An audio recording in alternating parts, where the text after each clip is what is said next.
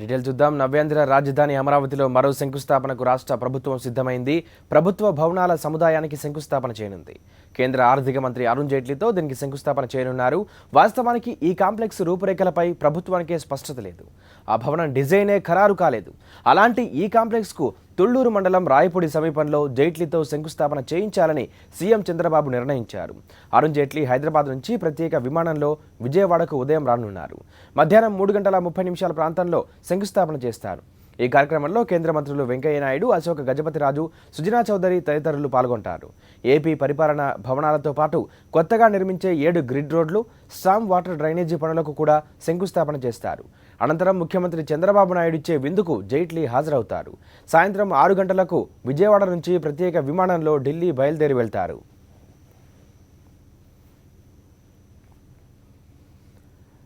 రాజధాని అమరావతిలో ముచ్చటగా మూడోసారి శంకుస్థాపన నిర్వహించడం వెనుక రాజకీయ కోణం ఉందా? గత ఏడాది దసరా రోజున ప్రధాని మోదీ చేసిన శంకుస్థాపన ఉత్తుదేనా? ముచ్చటగా మూడోసారి శంకుస్థాపన నిర్వహించి ప్రధాని మోదీని అవమానించాలని చంద్రబాబు చూస్తున్నారా? రాజధాని మూడో శంకుస్థాపనపై బీజేపీ గుస్సా. గతేడాది అమరావతికి ప్రధాని మోదీ శంకుస్థాపన. ఏడాదైనా మొదలు కాని రాజధాని పనులు. ఇప్పుడు రాజధానిలో మళ్లీ కొత్త శంకుస్థాపనలు. ఆర్థిక మంత్రి అరుణ్ జైట్లీతో మరో శిలాఫలకం. మరి మోదీ శిలాఫలకానికి విలువ లేనట్టేనా? ప్రధానిని అగౌరవపరచడమేనంటున్న బీజేపీ వర్గాలు. ఇన్ని శంకుస్థాపనలెందుకని విపక్షాల విమర్శలు.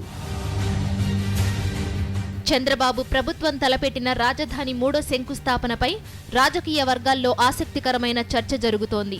మళ్లీ శంకుస్థాపన కార్యక్రమం నిర్వహించడం ద్వారా ప్రధాని నరేంద్ర మోదీని సీఎం చంద్రబాబు పరోక్షంగా అవమానిస్తున్నారని బీజేపీ వర్గాల్లో విస్తృతంగా చర్చ సాగుతోంది. గతేడాది దసరా రోజున చంద్రబాబు నాయుడు భారీ హంగామా చేసి ప్రధాని నరేంద్ర మోదీతో రాజధాని అమరావతికి శంకుస్థాపన చేయించారు. తుళ్లూరు మండలం ఉద్దండరాయుని పాలెంలో ప్రధాని మోదీ రాజధాని శిలాఫలకాన్ని ఆవిష్కరించారు. శంకుస్థాపన కార్యక్రమం కోసం చంద్రబాబు సర్కారు 200 కోట్ల రూపాయలకు పైగా ఖర్చు చేసింది. ఏడాదైనా ఆ శంకుస్థాపనకు సంబంధించి ఎటువంటి నిర్మాణం మొదలు కాలేదు.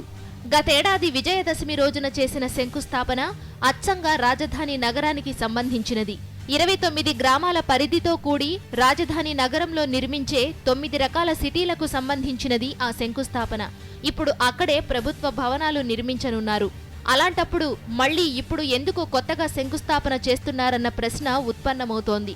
ఓవైపు కోట్ల రూపాయలు దుబారాతో పాటు మరోవైపు మోదీ చేసిన శంకుస్థాపనకు విలువ లేదని సీఎం చంద్రబాబే తేల్చేసినట్టవుతోందని రాజకీయ విశ్లేషకులు భావిస్తున్నారు. సీఎం చంద్రబాబు అనుసరిస్తున్న తీరు ప్రధాని మోదీని అవమానిస్తున్నట్టుగానే ఉందని బీజేపీ వర్గాలు మండిపడుతున్నాయి.